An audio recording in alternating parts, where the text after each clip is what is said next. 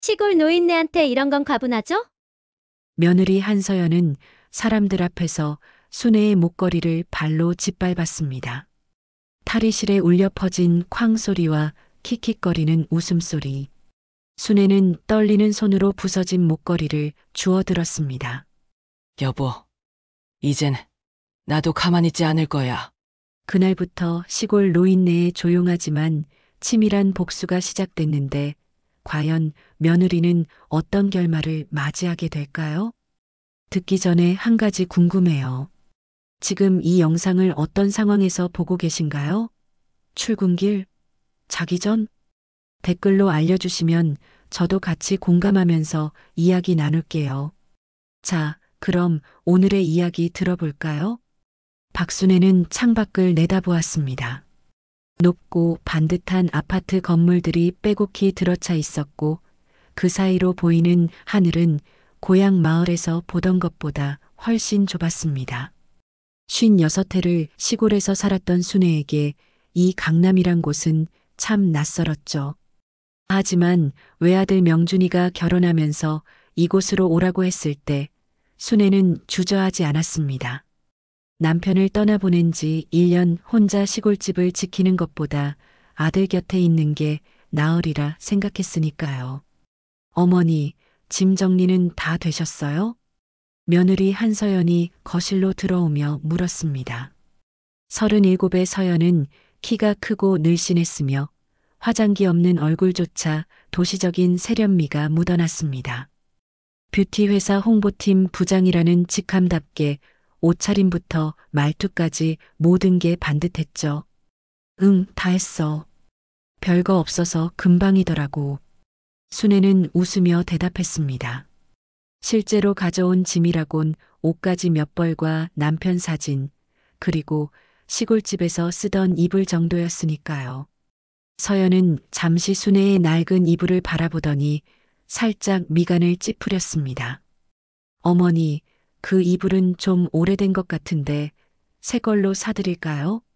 아니야, 이게 편해. 남편이랑 평생 덮던 건데. 서연은 더 이상 말하지 않았습니다. 그저 고개를 끄덕이며 주방 쪽으로 걸어갔죠. 순애는 그 뒷모습을 보며 마음 한구석이 묘하게 불편했습니다. 뭐랄까, 며느리의 친절이 진심이라기보다는 의무처럼 느껴졌거든요. 명준이가 퇴근하고 돌아온 건 저녁 8시가 넘어서였습니다. 40살의 아들은 예전보다 살이 좀 쪘지만 여전히 순애 눈에는 어린아이처럼 보였습니다. 엄마, 여기 생활 괜찮으시죠? 그럼 아들 곁에 있는데 뭐가 불편하겠니? 명준이는 안도한 표정을 지었습니다.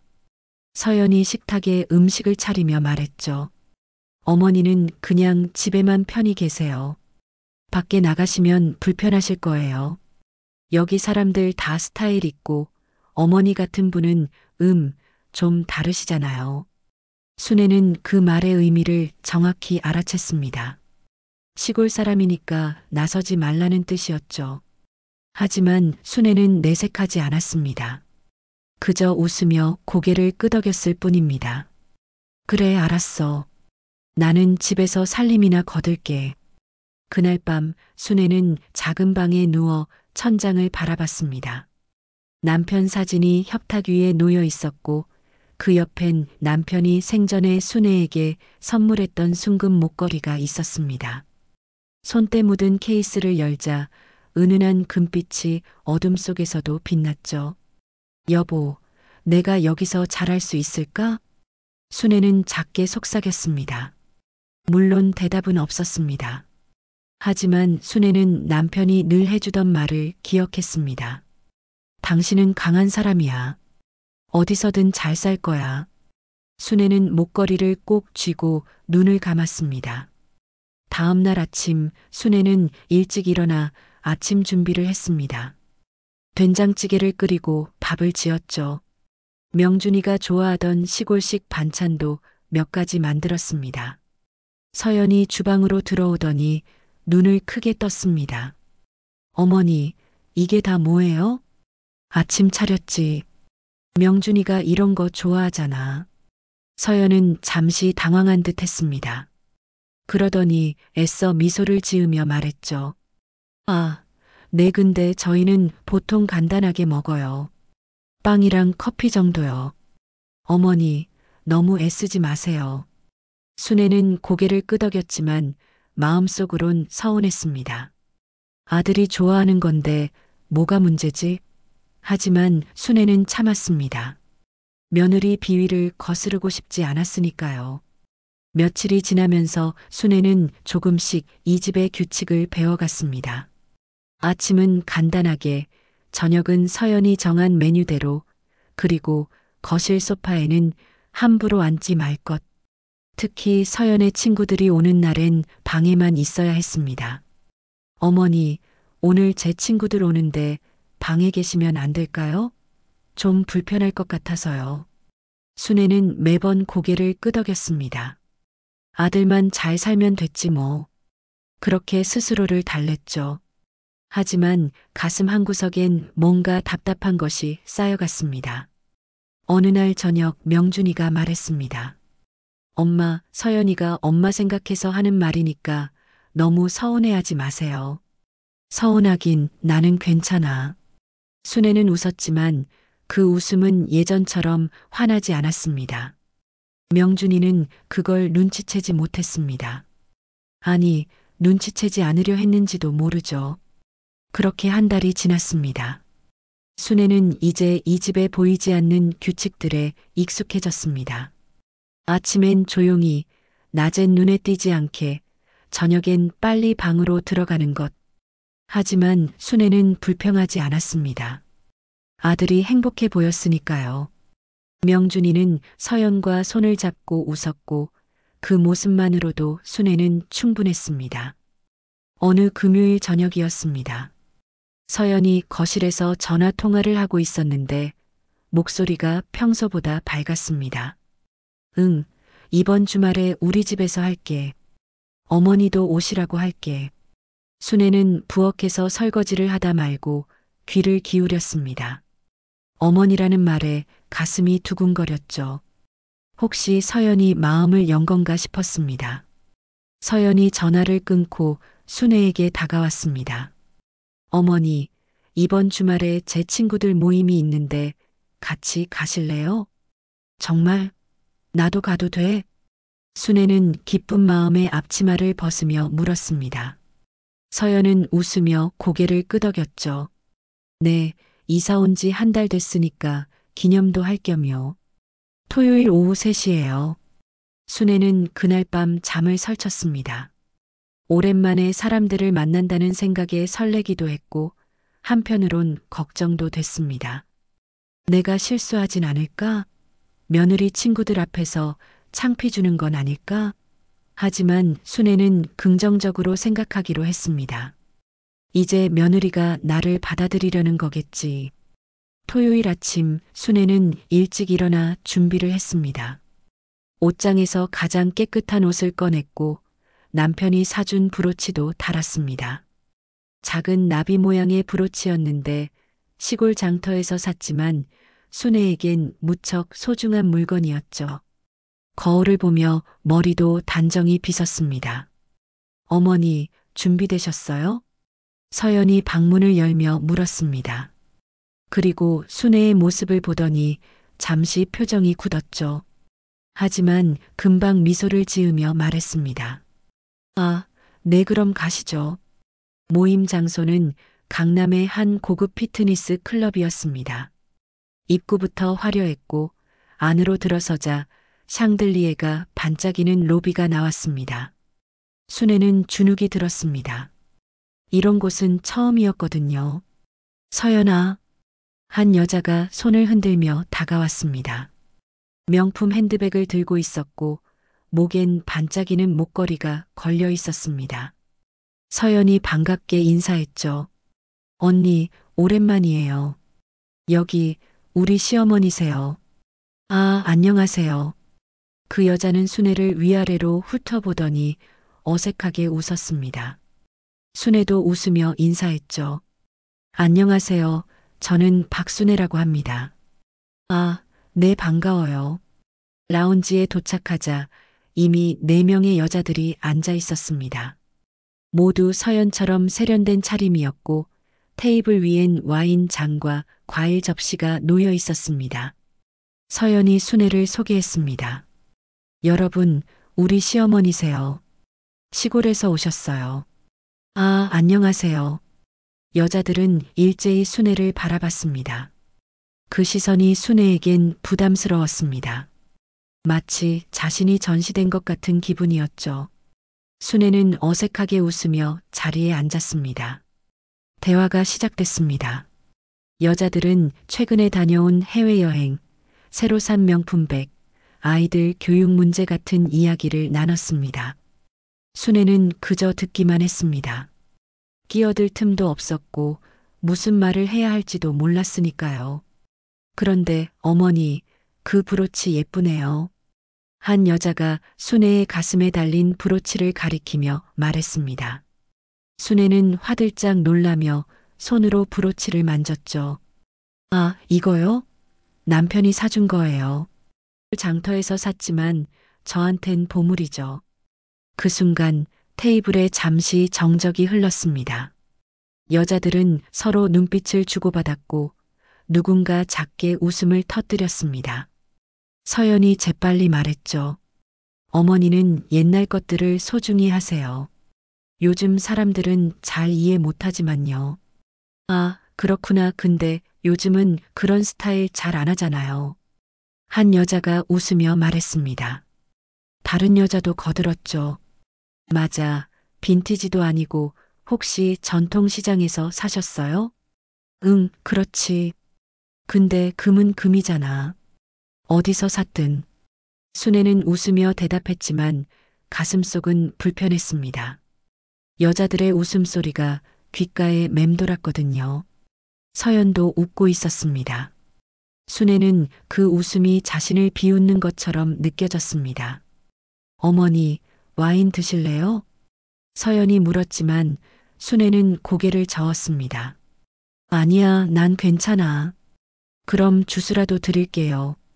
서연은 친절하게 주스를 따라줬지만 그 친절이 순애에겐 거짓처럼 느껴졌습니다. 대화는 계속됐고 순애는 점점 더 외로워졌습니다. 이 자리에 왜 왔을까? 차라리 집에 있는 게 나았을 거란 생각이 들었죠.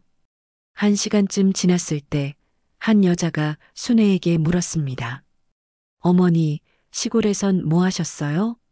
농사 지었어요. 남편이랑 평생. 아, 그러셨구나. 힘드셨겠어요. 힘들진 않았어. 보람 있었지. 순애는 담담하게 대답했습니다. 하지만 여자들의 표정엔 연민 같은 게 어려 있었습니다. 순애는 그 표정이 싫었습니다.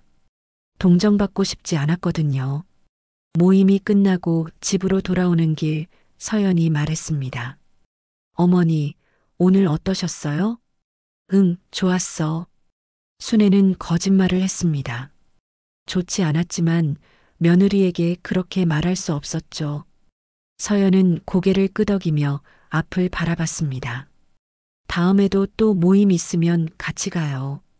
순애는 대답하지 않았습니다. 다시는 그런 자리에 가고 싶지 않았으니까요. 집에 도착해 방으로 들어간 순애는 브로치를 벗어 손에 쥐었습니다. 남편 얼굴이 떠올랐죠. 여보, 내가 왜 이렇게 초라하게 느껴질까? 순애는 작게 중얼거렸습니다. 눈물이 날 것 같았지만 참았습니다.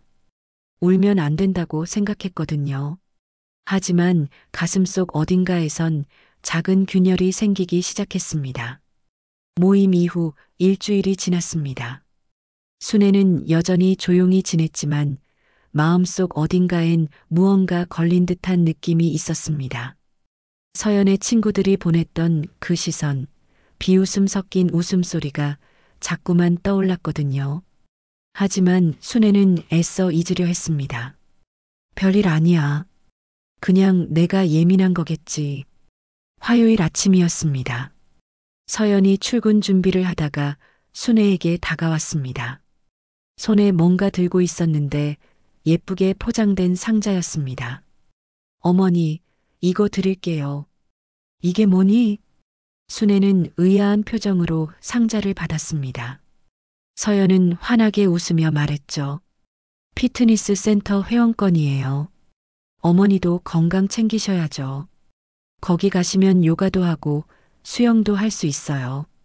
아니야, 나는 그런데 안 어울려. 순애는 손을 저었습니다. 지난번 모임에서 느꼈던 불편함이 떠올랐거든요. 하지만 서연은 고집스럽게 말했습니다. 어머니, 이제 강남에 사시잖아요. 여기 사람들은 다 운동해요. 어머니도 좀 바뀌셔야죠. 바뀌다라는 말이 순애의 귀에 걸렸습니다. 무엇을 바꾸라는 걸까요? 순애는 상자를 내려다보며 말했습니다. 그래, 알았어. 고마워. 서연은 만족스러운 표정으로 고개를 끄덕이고 출근했습니다. 순애는 상자를 열어봤습니다. 반짝이는 회원카드와 안내 책자가 들어 있었죠. 강남 프리미엄 피트니스라는 글씨가 눈에 들어왔습니다. 며칠 뒤 서연이 순애를 피트니스 센터에 데려갔습니다. 입구부터 화려했고 안으로 들어서자 운동복 차림의 사람들이 분주하게 움직이고 있었습니다. 순애는 어색했지만 서연을 따라 탈의실로 향했습니다. 어머니, 여기서 옷 갈아입으시고 저는 먼저 운동하고 올게요. 서연은 그렇게 말하고 사라졌습니다. 순애는 탈의실에 혼자 남았습니다. 주위엔 여자들이 있었고 모두 날씬하고 화려했습니다. 순애는 구석 자리를 찾아 가방을 내려놓았습니다. 옷을 갈아입으려는데 순애는 문득 생각했습니다. 남편이 준 목걸이를 하고 가면 어떨까? 그 목걸이는 순애에게 용기를 줬거든요. 순애는 가방에서 목걸이를 꺼내 목에 걸었습니다. 은은한 금빛이 형광등 불빛에 반짝였습니다. 운동복으로 갈아입고 나온 순애는 거울 앞에 섰습니다. 낯선 모습이었지만 목걸이 덕분에 조금은 당당해진 기분이었습니다. 순애는 탈의실을 나가려 했습니다. 어머, 저분 목걸이 좀 봐. 누군가 속삭이는 소리가 들렸습니다. 순애는 걸음을 멈췄습니다. 진짜 금인가? 요즘 누가 저런 걸 차고 다녀? 촌스럽긴 그래도 나이 드신 분이니까. 웃음소리가 터져 나왔습니다. 순애는 고개를 돌려 그쪽을 바라봤습니다. 세 명의 여자가 서로 눈빛을 주고받으며 웃고 있었습니다. 순애는 아무 말도 하지 않았습니다. 그저 고개를 돌려 밖으로 나갔죠. 운동 공간으로 향하는데 서연이 친구들과 함께 있는 게 보였습니다. 지난번 모임에서 봤던 여자들이었습니다. 서연이 순애를 발견하고 손을 흔들었습니다. 어머니, 여기요. 순애는 다가갔습니다. 여자들은 순애를 보더니 인사했습니다. 어머니, 오셨네요. 응, 왔어. 순애는 어색하게 웃었습니다. 서연이 순애의 목걸이를 보더니 눈을 크게 떴습니다. 어머니, 그 목걸이 여기까지 하고 오셨어요? 응, 남편이 준 거라서. 이거 하면 힘이 나거든. 서연의 표정이 미묘하게 변했습니다. 친구들도 목걸이를 쳐다보기 시작했죠. 한 여자가 말했습니다. 와, 진짜 금이에요? 요즘 보기 힘든 스타일인데. 응, 옛날 거지. 근데 나한텐 보물이야. 순애는 담담하게 대답했습니다. 그런데 서연이 갑자기 목소리를 높였습니다. 어머니, 그거 진짜 금이에요? 요즘 누가 그런 걸 차요? 순애는 깜짝 놀랐습니다. 서연의 목소리가 평소와 달랐거든요. 주위 사람들이 이쪽을 쳐다보기 시작했습니다. 서연아, 왜 그래? 시골 노인네한테 이런 건 과분하죠? 여기가 어딘 줄 아세요? 서연은 순애에게 다가와 목걸이를 움켜쥐었습니다. 순애는 당황해서 뒤로 물러섰습니다. 서연아, 이게 무슨 짓이니? 이런 촌스러운 거 하고 다니시면 저까지 창피해요. 서연은 그렇게 말하며 목걸이를 확 잡아당겼습니다. 목걸이 줄이 끊어지며 바닥에 떨어졌습니다. 탈의실 바닥에 쨍그랑 소리를 내며 굴러갔죠. 순애는 입을 다물지 못했습니다. 서연아. 순애가 소리쳤지만 서연은 듣지 않았습니다. 오히려 발끝으로 목걸이를 짓밟았습니다. 쾅 소리가 탈의실 안에 울려 퍼졌습니다. 주위 사람들이 웅성거렸고 누군가는 킥킥 웃었습니다. 어머니, 이런 건 이제 버리세요. 여기는 강남이에요. 시골 스타일은 안 통해요. 서연은 차갑게 말하고 친구들과 함께 자리를 떴습니다. 순애는 그 자리에 얼어붙은 듯 서 있었습니다. 사람들의 시선이 따가웠고 웃음소리가 귓가를 울렸습니다. 순애는 천천히 무릎을 굽혔습니다. 떨리는 손으로 목걸이를 주워들었습니다. 금빛은 여전했지만 줄은 끊어져 있었고 여기저기 흠집이 생겨 있었습니다. 순애는 목걸이를 꽉 쥐었습니다. 여보. 순애는 작게 중얼거렸습니다. 눈물이 흘러내렸지만 닿지 않았습니다. 주위 사람들은 여전히 수군거렸고 누군가는 핸드폰을 꺼내 사진을 찍으려 했습니다. 순애는 급히 자리를 떠났습니다. 탈의실로 돌아온 순애는 옷을 갈아입었습니다. 손이 떨렸고 가슴이 답답했습니다. 거울 속 자신의 모습이 초라해 보였습니다. 순애는 가방을 챙겨 들고 피트니스 센터를 나섰습니다. 집으로 돌아오는 택시 안에서 순애는 목걸이를 내려다봤습니다. 남편의 얼굴이 떠올랐습니다. 남편은 이 목걸이를 사주며 말했었죠. 당신은 금보다 귀한 사람이야. 하지만 지금 순애는 금보다 못한 취급을 받았습니다. 집에 도착했을 때 명준이는 아직 퇴근 전이었습니다. 순애는 방으로 들어가 문을 닫았습니다. 남편 사진 앞에 앉아 목걸이를 올려놓았습니다. 여보, 내가 뭘 잘못한 걸까? 며느리가 왜 이러는 걸까? 순애는 흐느꼈습니다. 평생 참고 살아온 순애였지만 이번만큼은 참기 힘들었습니다. 며느리의 차가운 눈빛, 사람들의 비웃음, 그리고 짓밟힌 목걸이. 모든 게 순애의 가슴을 짓눌렀습니다. 저녁 무렵 서연이 돌아왔습니다. 순애는 방문을 열지 않았습니다. 서연이 노크했지만 순애는 대답하지 않았습니다. 서연은 그냥 가버렸습니다. 밤이 깊어졌습니다. 순애는 여전히 남편 사진 앞에 앉아 있었습니다. 목걸이를 손에 쥐고 오랫동안 생각했습니다. 이대로 참고 살아야 하나? 아니면 다음 날 아침 순애는 평소처럼 일어나 아침을 준비했습니다. 하지만 마음은 평소와 달랐습니다. 어젯밤 일이 자꾸만 떠올랐고 가슴속 어딘가에 무언가 단단하게 응어리진 것 같았습니다. 순애는 거울을 보며 스스로에게 다짐했습니다. 그래도 참자. 아들을 위해서라도. 명준이가 출근 준비를 하며 거실로 나왔습니다. 서연은 이미 화장을 하고 있었고 순애는 식탁에 아침을 차리고 있었습니다. 명준이가 순애를 보며 말했습니다. 엄마, 어제 운동 어떠셨어요? 순애는 잠시 멈칫했습니다. 어제 일을 말해야 할까 말까? 하지만 순애는 그냥 웃으며 대답했습니다. 응, 괜찮았어. 서연이 거실로 나오며 끼어들었습니다. 어머니, 어제 갑자기 가시길래 걱정했어요. 괜찮으세요? 순애는 서연을 바라봤습니다. 서연의 얼굴엔 아무런 미안함도 없었습니다. 오히려 태연했습니다. 순애는 속으로 화가 치밀었지만 겉으론 담담하게 대답했습니다. 응, 괜찮아. 명준이는 아무것도 눈치채지 못했습니다.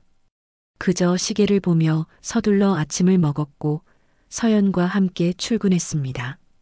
순애는 혼자 남았습니다. 설거지를 하던 순애는 문득 서연의 방에서 소리가 나는 것을 들었습니다. 핸드폰 알림음이었습니다. 순애는 잠시 망설이다가 서연의 방으로 갔습니다. 침대 위에 핸드폰이 놓여 있었고 화면이 켜져 있었습니다. 순애는 핸드폰을 집어들었습니다. 화면엔 메시지 알림이 떠 있었습니다. 언니, 어제 사진 올렸어요? 너무 웃겨요. 키읔키읔키읔. 순애는 가슴이 철렁했습니다. 무슨 사진일까? 순애는 핸드폰을 열려고 했지만 비밀번호가 걸려 있었습니다. 하지만 메시지 미리 보기에서 더 많은 내용이 보였습니다. 시골 할머니 목걸이 진짜 웃기더라. 키읔키읔. 어디서 저런 걸 키읔키읔. 순애는 핸드폰을 내려놓았습니다. 손이 떨렸습니다. 서연이 자신을 사진 찍어서 친구들과 공유했다는 것을 알았습니다. 순애는 방으로 돌아와 침대에 앉았습니다. 이게 사람이 할 짓인가? 며칠이 지났습니다. 서연의 태도는 더욱 노골적으로 변했습니다. 어느 날 저녁 서연의 친구 2명이 집에 왔습니다.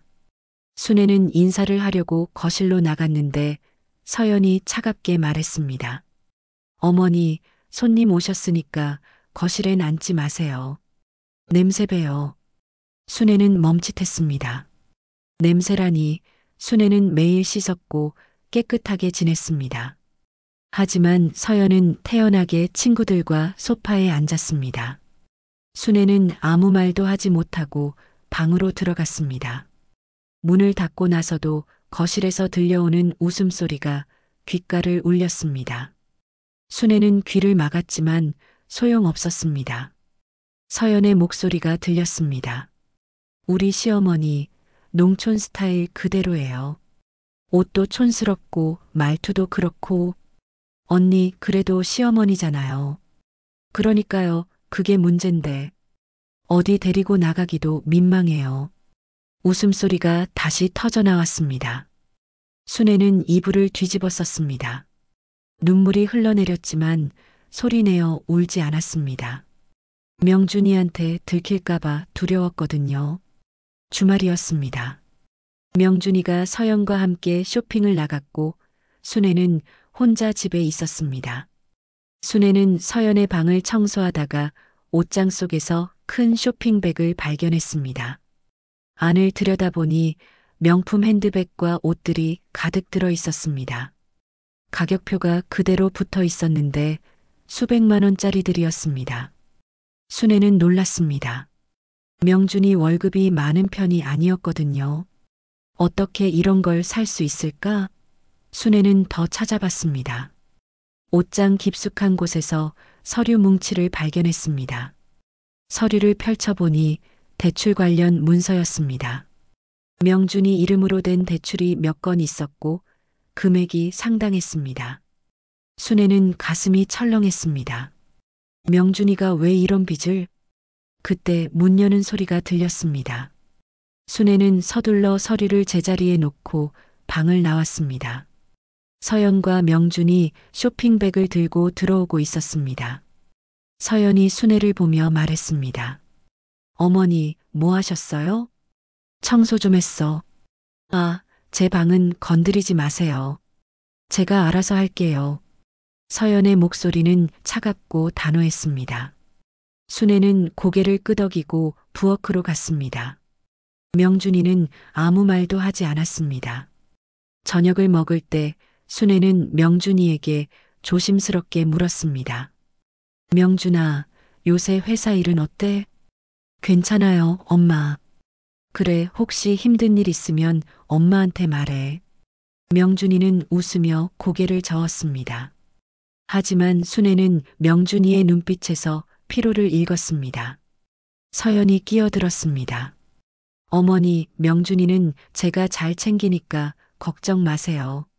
순애는 더 이상 말하지 않았습니다. 식사를 마치고 설거지를 하는데 거실에서 서연과 명준이의 대화가 들렸습니다. 여보, 어머니가 자꾸 이것저것 간섭하는 것 같아.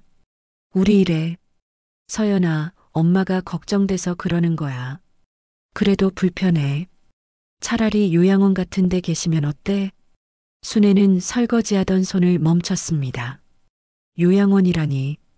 명준이가 대답했습니다. 그건 좀 엄마가 싫어하실 것 같은데. 그럼 계속 이렇게 살 거야? 나는 진짜 한계야. 순애는 더 이상 듣고 싶지 않았습니다. 설거지를 마치고 방으로 들어갔습니다. 남편 사진 앞에 앉아 한참을 바라봤습니다. 여보, 나 여기서 쫓겨날지도 몰라. 아들이 날 버릴지도 몰라. 순애는 눈물을 닦으며 일어섰습니다. 창밖을 내다보니 밤하늘엔 별이 하나도 보이지 않았습니다. 강남의 불빛이 너무 밝아서 별빛이 가려진 것이죠. 순애는 고향 마을의 별이 그리워졌습니다. 며칠 뒤 서연이 순애에게 말했습니다. 어머니, 옷 좀 버리세요. 시골티 너무 나요. 제가 새 옷 사드릴게요. 순애는 옷장을 바라봤습니다. 거기엔 남편과 함께 입었던 옷들, 아들을 키우며 입었던 옷들이 걸려 있었습니다. 추억이 담긴 옷들이었죠. 이 옷들이 나한텐 소중해. 소중해도 이젠 버리세요. 여기는 강남이에요. 서연은 그렇게 말하고 나가버렸습니다. 순애는 옷들을 쓰다듬으며 생각했습니다. 내가 버려야 하는 건 옷이 아니라 이 참는 마음인가 보구나. 그날 밤 순애는 잠들지 못했습니다. 천장을 바라보며 오랫동안 생각했습니다. 언제까지 이렇게 살아야 하나? 며느리의 모욕을 언제까지 참아야 하나? 순애는 결심했습니다. 이젠 더 이상 참지 않겠어. 다음 날 아침 순애는 일찍 일어나 명준이가 출근하기 전에 거실로 나갔습니다. 명준이는 넥타이를 매고 있었고 서연은 아직 방에 있었습니다. 순애는 명준이에게 조용히 말했습니다. 명준아, 엄마가 할 말이 있어. 네, 엄마. 뭔데요?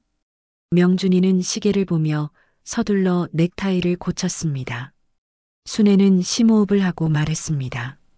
명준아, 혹시 요새 빚이 있니?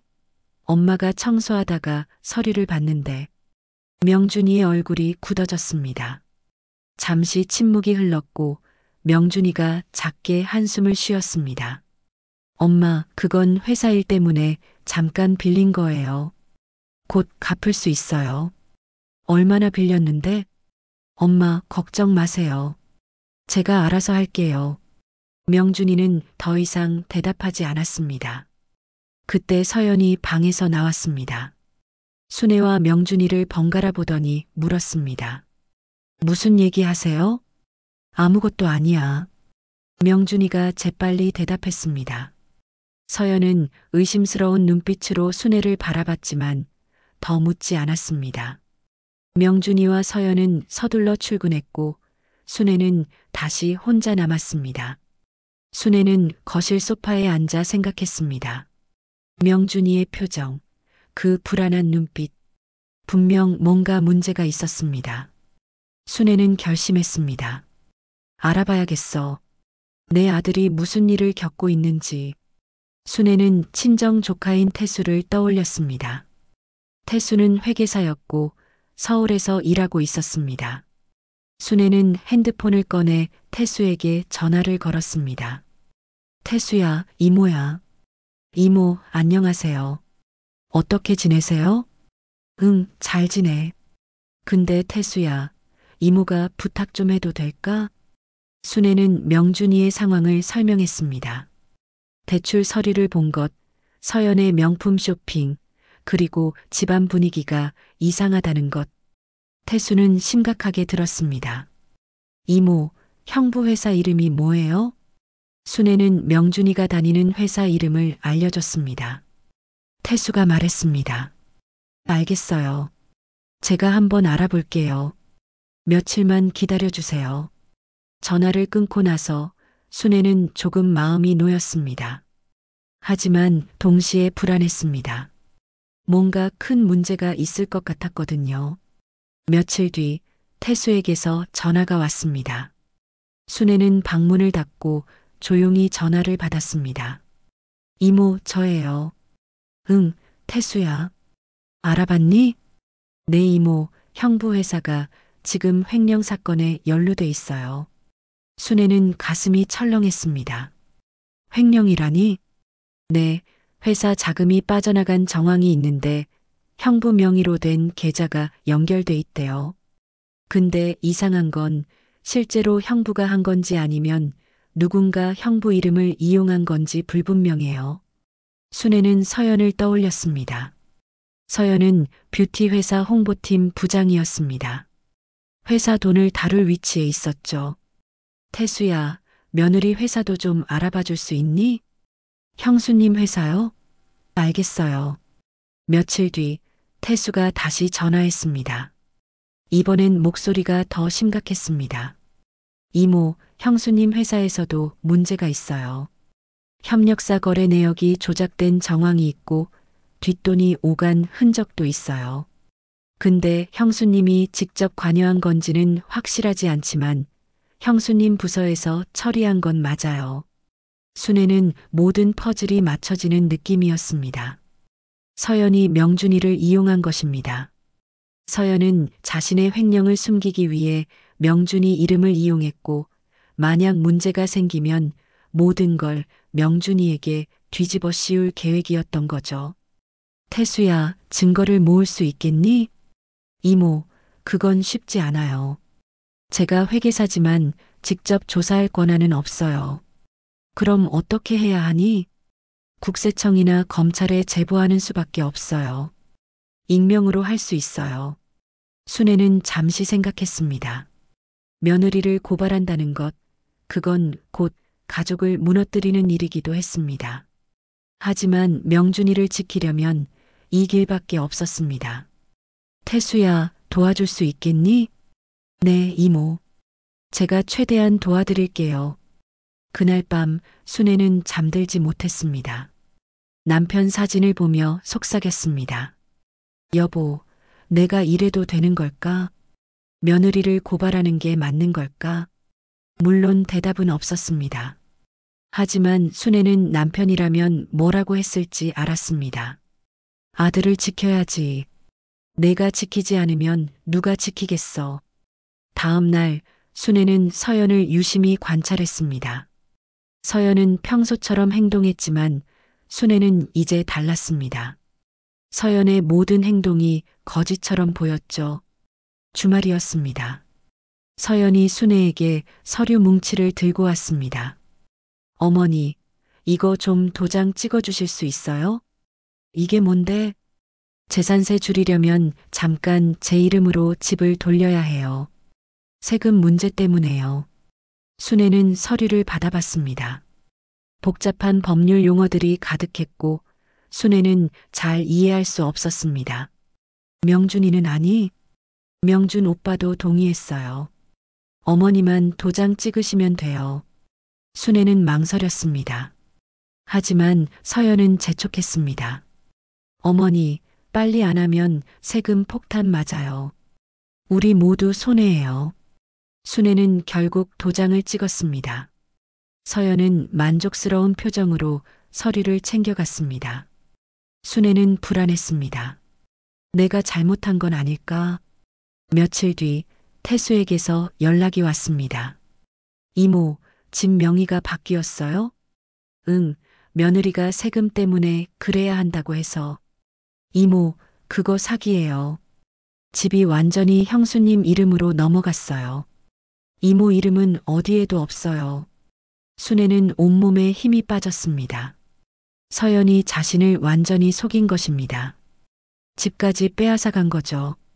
태수야, 내가 뭘 한 거니? 이모, 진정하세요. 아직 방법이 있어요. 사기죄로 고소할 수 있어요. 순애는 눈물이 났습니다. 하지만 울지 않았습니다. 화가 났거든요. 평생 참고 살았던 순애였지만 이젠 더 이상 참을 수 없었습니다. 태수야, 국세청 제보 바로 하자. 그리고 검찰에도 알려. 네, 이모. 제가 준비할게요. 순애는 전화를 끊고 남편 사진 앞에 앉았습니다. 손엔 부서진 목걸이가 있었습니다. 여보, 이제 나도 싸울 거야. 우리 아들 지키고 내 존엄도 지킬 거야. 며느리가 날 시골 노인네라고 무시했지만 이 시골 노인네가 얼마나 무서운지 보여줄 거야. 순애의 눈빛이 변했습니다. 더 이상 참고 견디는 여자가 아니었습니다. 이제 순애는 싸울 준비가 됐습니다. 천천히, 아주 천천히 며느리에게 복수할 준비가 된 것입니다. 다음 날 태수는 준비된 서류들을 가지고 국세청에 익명 제보를 했습니다. 서연의 회사 거래 내역, 횡령 정황, 그리고 명준이를 이용한 정황까지 모두 담긴 서류였습니다. 순애는 조용히 기다렸습니다. 복수는 천천히 확실하게 이루어져야 했으니까요. 국세청 제보 후 일주일이 지났습니다. 순애는 평소처럼 집안일을 하며 조용히 지냈습니다. 하지만 마음속으론 언제 일이 터질지 기다리고 있었죠. 서연은 여전히 태연했습니다. 오히려 더 당당해진 것 같았습니다. 어느 날 저녁 서연이 거실에서 친구와 통화하는 소리가 들렸습니다. 응, 집도 다 내 이름으로 했어. 시어머니? 그냥 도장만 찍으라니까 순순히 찍더라. 시골 사람들은 법을 몰라서 좋아. 킥킥 웃는 소리가 이어졌습니다. 순애는 부엌에서 설거지를 하다 손을 멈췄습니다. 서연의 목소리가 계속 들렸습니다. 내가 얼마나 똑똑한데. 명준이 이름으로 대출받아서 내 쇼핑하고 회사 돈도 빼돌렸지. 나중에 문제 생기면 당연히 명준이 탓이지 뭐. 순애는 주먹을 꽉 쥐었습니다. 며느리가 자신의 아들을 이용해 먹고 언젠가 모든 죄를 뒤집어 씌울 계획이었던 것입니다. 순애는 참았습니다. 아직은 때가 아니었으니까요. 아, 그리고 변호사 박 선생님 있잖아. 그분이랑 요새 자주 만나. 명준이보다 훨씬 나아. 돈도 많고 스타일도 있고. 순애는 귀를 의심했습니다. 며느리가 다른 남자와 만나고 있다는 것입니다. 그것도 변호사와. 순애는 더 이상 듣고 싶지 않아서 방으로 들어갔습니다. 다음 날 아침 명준이가 출근 준비를 하는데 안색이 좋지 않았습니다. 순애가 걱정스럽게 물었습니다. 명준아, 괜찮니? 얼굴이 안 좋은데. 괜찮아요, 엄마. 그냥 회사 일이 좀 복잡해서요. 서연이 거실로 나오며 끼어들었습니다. 어머니, 명준 오빠 일에 신경 쓰지 마세요. 제가 알아서 할게요. 순애는 서연을 바라봤습니다. 서연은 태연하게 웃고 있었습니다. 순애는 속으로 생각했습니다. 저 뻔뻔한 얼굴을 언제까지 유지할 수 있을까? 며칠 뒤 태수에게서 연락이 왔습니다. 이모, 곧 일이 터질 것 같아요. 국세청에서 움직이기 시작했대요. 그래, 알았어. 순애는 전화를 끊고 창밖을 바라봤습니다. 이제 곧 서연의 가면이 벗겨질 것입니다. 그날 저녁 순애는 서연의 방 앞을 지나가다가 문틈으로 목소리가 새어나오는 것을 들었습니다. 서연이 누군가와 통화하고 있었습니다. 여보, 나 다음 주에 시간 돼? 호텔에서 만나자. 명준이는 출장 간다고 했으니까 괜찮아. 순애는 가슴이 뛰었습니다. 며느리가 불륜을 저지르고 있다는 확실한 증거였습니다. 순애는 조용히 자리를 떴습니다. 주말이었습니다. 명준이는 회사 일로 나갔고 서연은 집에 있었습니다. 순애는 거실에서 텔레비전을 보고 있었는데 서연이 나오며 말했습니다. 어머니, 오늘 제 친구들 온대요. 방에 계세요. 또? 순애는 차갑게 물었습니다. 서연은 눈썹을 치켜세우며 대답했습니다. 네, 또요. 여기 제 집이니까 제 마음대로 해도 되죠. 제 집이라는 말이 순애의 귓가를 울렸습니다. 순애가 평생 모은 돈으로 장만한 집이었는데 이제 서연 것이 돼버렸습니다. 순애는 아무 말도 하지 않고 방으로 들어갔습니다.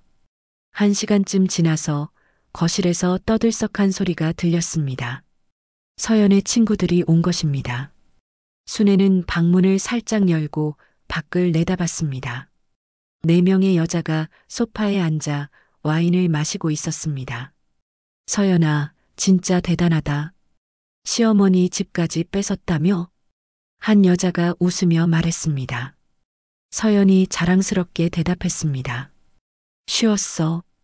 그냥 세금 어쩌고 하니까 바로 도장 찍더라. 시골 사람들은 진짜 순진해. 웃음소리가 터져 나왔습니다. 순애는 주먹을 꽉 쥐었습니다.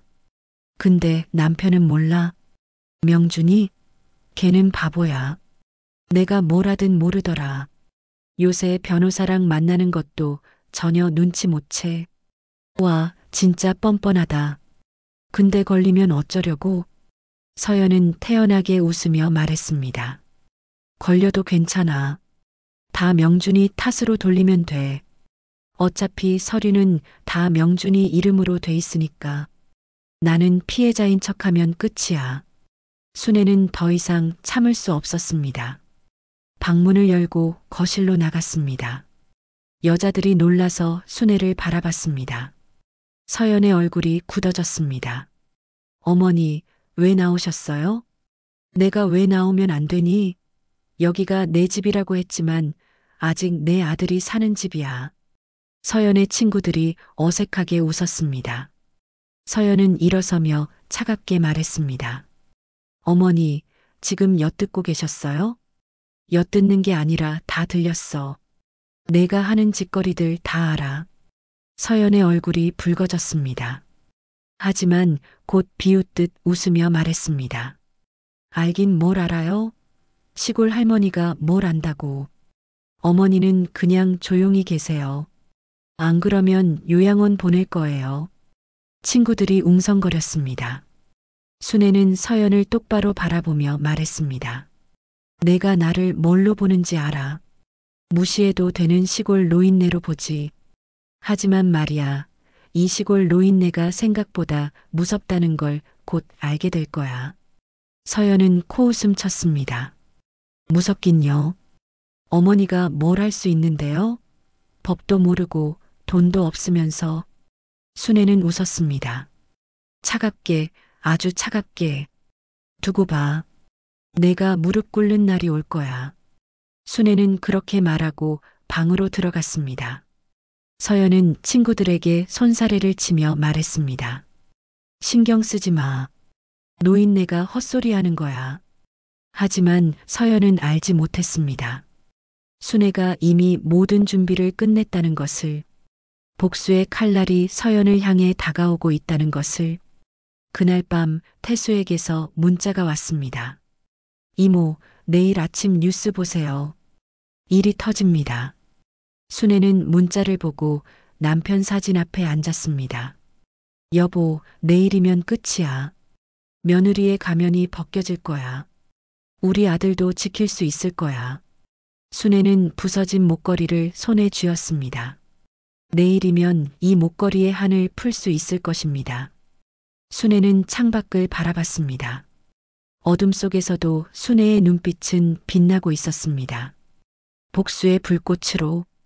다음 날 아침 순애는 일찍 일어나 거실 텔레비전을 켰습니다. 아침 뉴스가 시작됐고 순애는 숨을 죽이며 화면을 바라봤습니다. 앵커의 목소리가 또렷하게 들렸습니다. 강남의 한 뷰티 회사에서 대규모 횡령 사건이 적발됐습니다. 국세청은 어제 해당 회사를 전격 압수수색했으며 홍보팀 부장한 모 씨가 협력사와 결탁해 회사 자금을 빼돌린 정황을 포착했습니다. 화면엔 서연이 다니는 회사 건물이 비쳤습니다.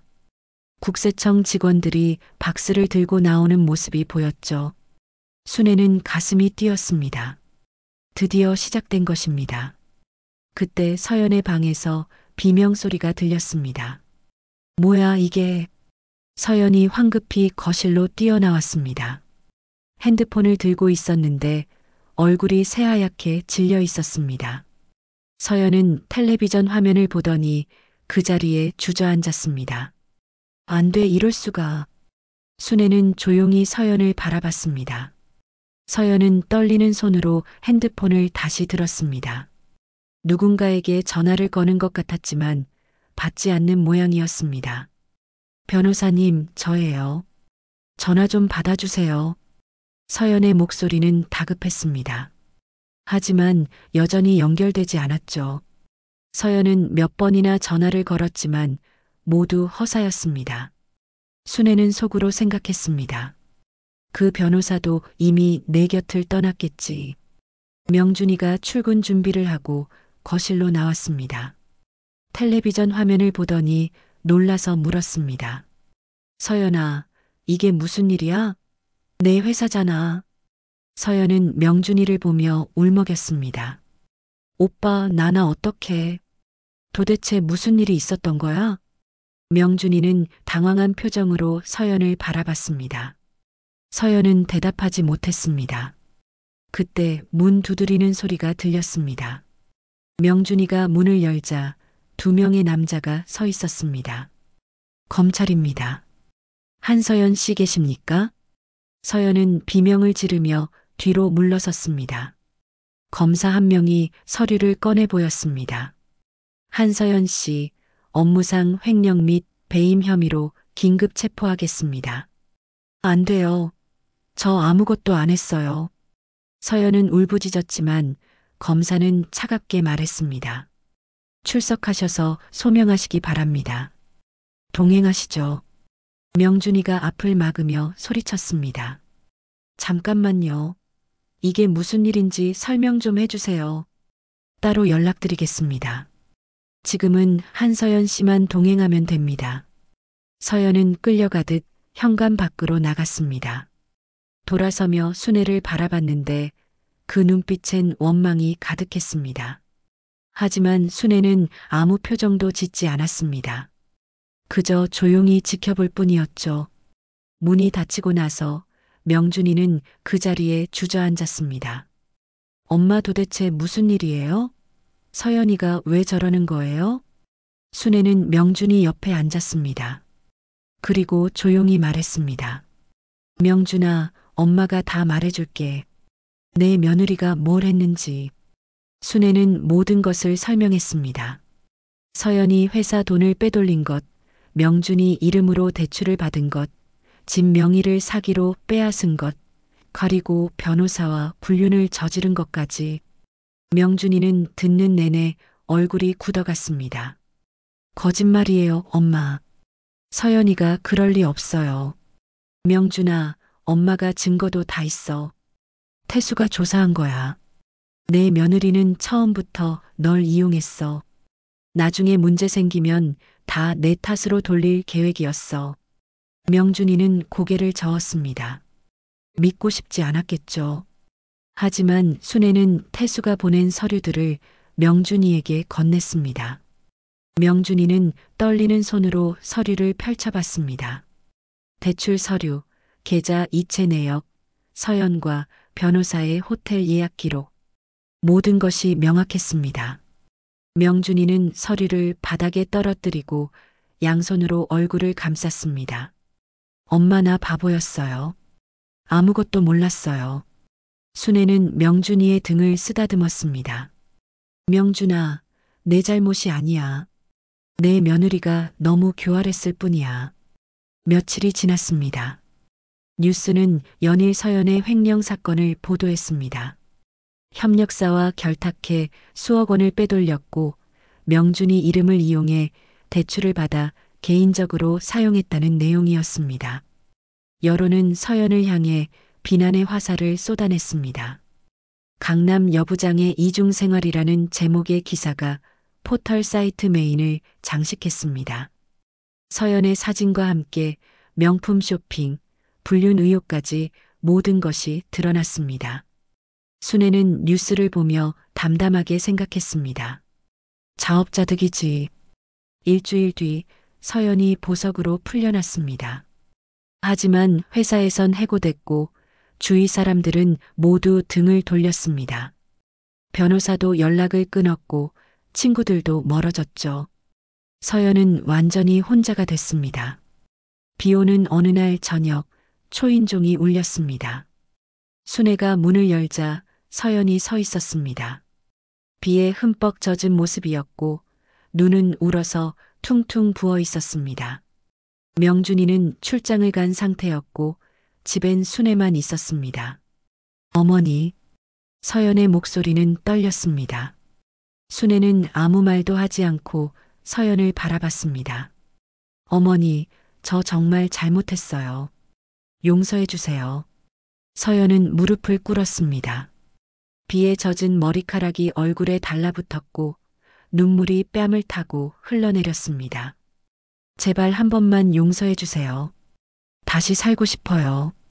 순애는 차갑게 웃었습니다. 그래, 나도 살고 싶었지. 내가 내 목걸이 짓밟기 전까진 말이야. 어머니, 내가 나한테 뭐라고 했지? 시골 노인네한테 이런 건 과분하다고 했잖아. 내가 여기 있는 것도 불편하다고 했고. 서연은 고개를 숙였습니다. 순애는 계속 말했습니다. 내가 나를 무시할 때, 사람들 앞에서 창피 줄 때, 난 참았어. 아들을 위해서. 근데 내가 한 짓을 보니까 참을 이유가 없더라고. 어머니, 제발이요.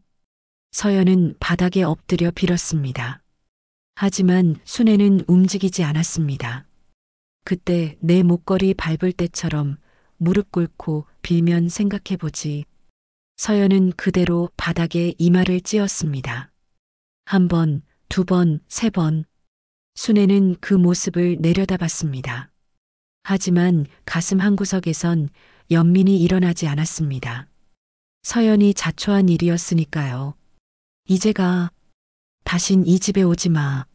순애는 차갑게 말하고 문을 닫았습니다. 빗소리 사이로 서연의 울음소리가 들렸지만 순애는 뒤돌아보지 않았습니다. 석 달이 흘렀습니다. 계절은 어느새 가을로 접어들었고 은행나무 잎이 노랗게 물들기 시작했습니다. 순애는 창가에 앉아 그 풍경을 바라봤습니다. 마음이 한결 가벼웠습니다. 서연의 재판은 빠르게 진행됐습니다. 증거가 명확했고 여러 협력사 관계자들의 증언도 나왔습니다. 검찰은 서연에게 징역 5년을 구형했고 법원은 실형을 선고했습니다. 서연은 항소했지만 결과는 마찬가지였습니다. 명준이는 처음엔 힘들어했습니다. 아내가 감옥에 갔다는 사실을, 자신이 이용당했다는 사실을 받아들이기 쉽지 않았죠. 하지만 시간이 지나면서 명준이도 조금씩 회복했습니다. 순애가 곁에서 지켜봐줬고 명준이는 서서히 일상으로 돌아갔습니다. 진명이는 다시 순애 이름으로 돌아왔습니다. 태수의 도움으로 사기 혐의를 입증했고 법원은 명예 이전을 무효로 판결했습니다.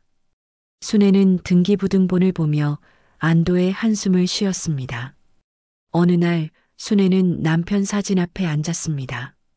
손엔 복원된 목걸이가 있었습니다. 태수가 아는 금은방 주인을 소개해줬고 그곳에서 목걸이를 정성스럽게 수리했습니다. 끊어진 줄은 새 것으로 바뀌었고 흠집도 말끔히 지워졌습니다. 금빛은 예전처럼 은은하게 빛났습니다. 여보, 당신이 남긴 건 금이 아니라 내 존엄이었네요. 순애는 목걸이를 목에 걸었습니다. 거울을 보니 순애 자신도 많이 변해 있었습니다. 예전처럼 주눅 들지 않았고 눈빛엔 자신감이 있었습니다. 순애는 미소 지으며 옷을 챙겨 입었습니다. 오후 2시 순애는 강남의 한 카페로 향했습니다. 명준이가 추천해 준 곳이었는데 창가 자리가 예뻤습니다. 순애는 자리에 앉아 커피를 주문했습니다. 카페 안은 조용했고 창밖으론 사람들이 오가는 모습이 보였습니다. 순애는 가방에서 신문을 꺼냈습니다. 경제면을 펼치자 작은 기사 하나가 눈에 들어왔습니다. 전 뷰티업계 임원 한서연 횡령 혐의 실형 확정.